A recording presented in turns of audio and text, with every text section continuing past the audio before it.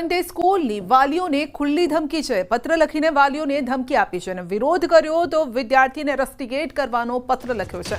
જે વાલીઓ વિરોધ કરશે તેની સામે લેવાશે પગલાં। શાળામાં ઝીરો ટોલરન્સ પોલિસી હોવાનો બચાવ કર્યો છે। સમગ્ર ઘટના શાળાની બહાર બની હોવાનો અને વિદ્યાર્થીને પૂરતી મદદ કરી હોવાનો પત્રમાં ઉલ્લેખ કરાયો છે।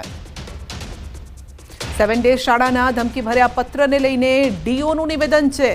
વાલી અને વિદ્યાર્થીઓએ ગભરાવાનું નથી। આ પ્રકારનો પત્ર કેમ લખ્યો તે અંગે પણ શાળાનો ખુલાસો માંગવામાં આવશે।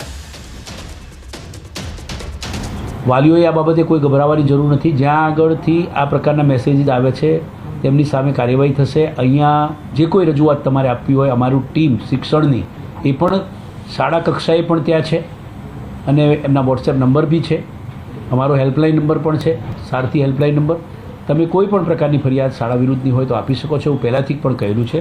અહીંયા તેઓએ રજૂઆત જે કરી છે તેમાં શાળા સામે દંડનીય કાર્યવાહી, શાળાની માન્યતા રદ કરવા બાબતે જણાવ્યું છે।